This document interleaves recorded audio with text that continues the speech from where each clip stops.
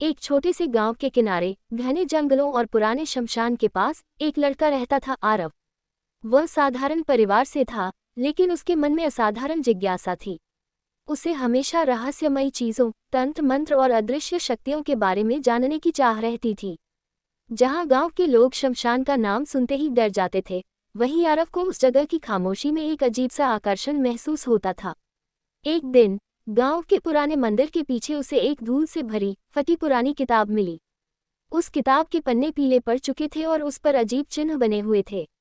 जब उसने उसे खोला तो उसमें लिखा था कर्ण पिशाचिनी साधना।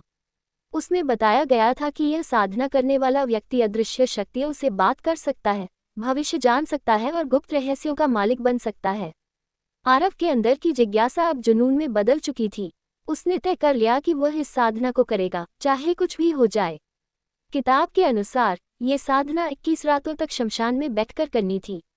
हर रात ठीक 12 बजे मंत्र जाप करना होता था। साधना के दौरान डरना, पीछे मुड़कर देखना या किसी आवाज का जवाब देना मना था। पहली रात आरव शमशान पहुंचा।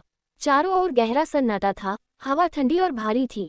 उसने कांपते हाथों से दीपक जलाया और मंत्र जाप शुरू किया। कुछ देर बाद उसे अजीब सी आवाजें सुनाई देने लगी, जैसे कोई दूर से हंस रहा हो या कोई रो रहा हो।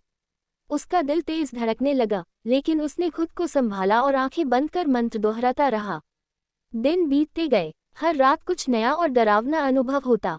कभी उसे लगता कोई उसके पीछे खड़ा है, कभी उसके कान के पास कोई फुसफुसाता। लेकिन आरव ने हार नहीं मानी। 10वीं रात पहली बार उसने साफ आवाज सुनी, तुम मुझे क्यों बुला रहे हो? आरव का शरीर सिहर उठा, लेकिन उसने हिम्मत करके कहा, मैं ज्ञान चाहता हूँ, मैं तुम्हें देखना चाहता हूँ। आवाज फिर आए, मैं कर्ण पिशाचिनी हूँ, अगर तुमने साधना पूरी की तो मैं तुम्हारे सामने आऊंगी। अब आरव का विश्वास और भी मजबूत हो गया। 21वीं रात जब साधना पूरी होने वाली थी, अचानक तेज हवा चलने लगी। दीपक बुझ गया और चारों ओर अंधेरा छा गया। तभी एक हल्की नीली रोशनी उसके सामने प्रकट हुई। धीरे धीरे उस रोशनी से एक स्त्री का रूप उभरा, अद्भुत, रहस्यमयी और आकर्षक। मैं कर्ण पिशाचिनी हूँ, उसने मधुर आवाज में कहा। आरव उसे देखकर जैसे मंत्रमुग्ध हो गया। वह डर नहीं रहा था, बल्कि एक अजीब सा सुकून महसूस कर रहा था। शुरुआत में कर्ण पिशाचिनी केवल उसे भविष्य की बातें बताती थी। वह उसके कान के पास आकर धीरे धीरे रहस्य फुसफुसाती। आरव उसकी बातों से प्रभावित था, लेकिन धीरे धीरे ये रिश्ता सिर्फ ज्ञान तक सीमित नहीं रहा। हर रात वह उससे मिलने जाने लगा। वह उससे बातें करता, अपने मन की बातें साझा करता, और धीरे धीरे कर्ण पिशाचिनी का व्यवहार भी बदलने लगा। उसका रहस्यमय और कठोर स्वर अब नर्म पड़ने लगा था। एक रात उसने कहा, तुम बाकी इंसानों जैसे नहीं हो, तुम मुझसे डरते नहीं हो। आरव ने मुस्कुराते हुए कहा, क्योंकि मैं तुम्हें समझता हूँ और शायद पसंद भी करता हूँ। समय बीतता गया और वह पसंद कब प्यार में बदल गई, ये दोनों को पता ही नहीं चला। एक चांदनी रात जब पूरा शमशान सफेद रोशनी में नहाया हुआ था, आरव ने हिम्मत जुटाकर कहा, मुझे तुमसे प्यार हो गया है। कुछ पल के लिए सब शांत हो गया। कर्ण पिशाचिनी ने धीमे स्वर में कहा, मैं एक आत्मा हूँ और तुम एक इंसान, हमारा मिलन संभव नहीं है। आरव ने जवाब दिया, प्यार शरीर से नहीं, दिल से होता है। उसकी यह बात सुनकर पहली बार कर्ण पिशाचिनी की आंखों में नमी आ गई। लेकिन उनका ये प्रेम आसान नहीं था। एक दिन उसने कहा, अगर तुम मुझसे सच में प्रेम करते हो तो तुम्हें एक परीक्षा देनी होगी। मैं तैयार हूँ, आरव ने बिना सोचे कहा। तुम्हें 7 रातों तक इस शमशान में अकेले बैठना होगा। कोई भी डर तुम्हें डिगा नहीं पाए। अगर तुम असफल हुए तो मैं हमेशा के लिए चली जाऊंगी। आरव ने चुनौती स्वीकार कर ली। पहली रात शांत थी, दूसरी रात से अजीब घटनाएं शुरू हो गईं। उसे अपने आसपास परछाइयां दिखने लगीं।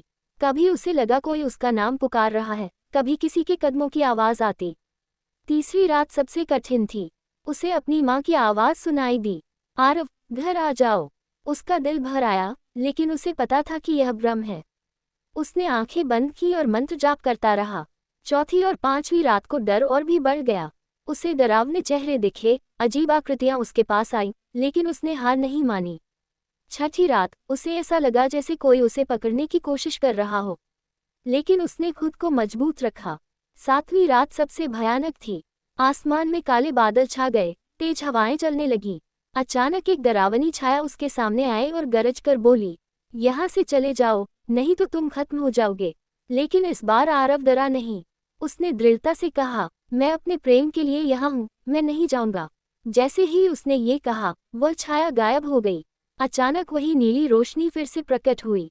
कर्ण पिशाचिनी सामने आई, लेकिन इस बार उसका रूप पहले से भी अधिक शांत और उज्ज्वल था।